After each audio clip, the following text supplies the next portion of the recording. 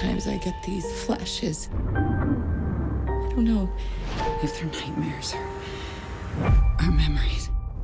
How would you describe Tell Me Your Secrets to someone in like 10 words, 30 seconds? Like, it's a big show. There's a lot going on. I would say it's a multifaceted, suspense-driven thriller with strong female characters and a lot of unexpected twists and turns. I would say it's a really, really dark and twisted sort of roller coaster ride. It's full of characters, really complex characters, and you're always questioning who's good and who's evil and who's hiding something and who isn't. It's hard to put down. If it were a book, it'd be hard to put down, but it's hard to stop watching. Every episode is so full of information and just emotion, and it's a really complex show, and it's a thriller. I think, like, to really simplify, it's such a thriller. Rose is the victim of both like a horrible upbringing and the bringer of like a lot of chaos in the way that she sort of maybe doesn't understand or maybe fully understands. How much of her recklessness do you think is because she's messed up, and how much do you think is just because she's young? I think it's a mix of both.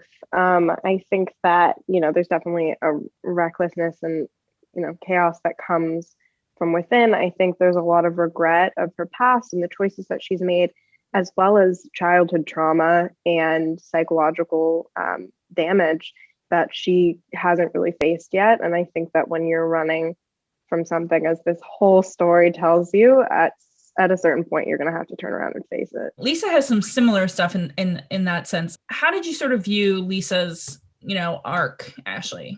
With anticipation. I love to play a character that goes on an emotional journey and a journey of growth. So yeah, I anticipated it going there. I was never like really sure because I didn't get the final scripts until the end, and also some of the things we discovered towards the end. So I didn't always know what was going to happen, but yeah, I like that. I like playing someone with growth.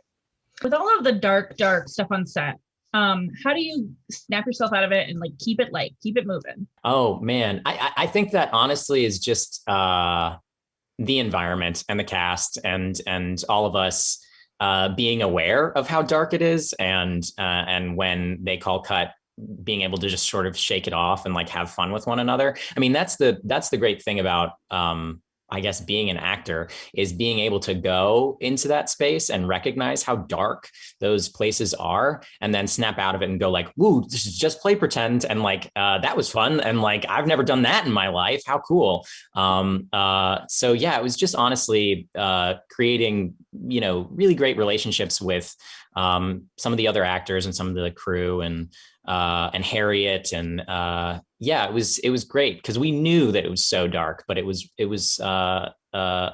fun to sort of make light of that darkness when we could. I think that as the series continues and as it goes on, it becomes easier to snap in and out of it as you get to know the character better. I always try to bring a little bit of light and levity to everything that I do, playing music, talking to people, keeping a good energy around you. But it can be hard when you're doing really emotional work and going to really dark places.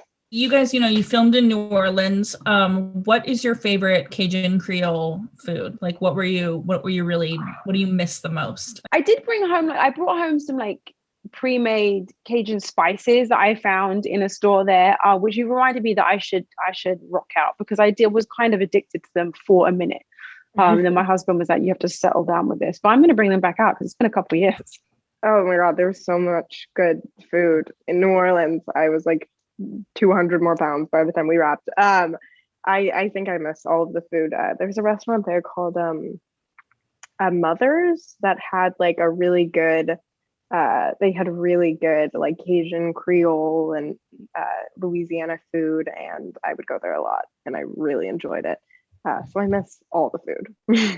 And the beignets, don't forget the beignets.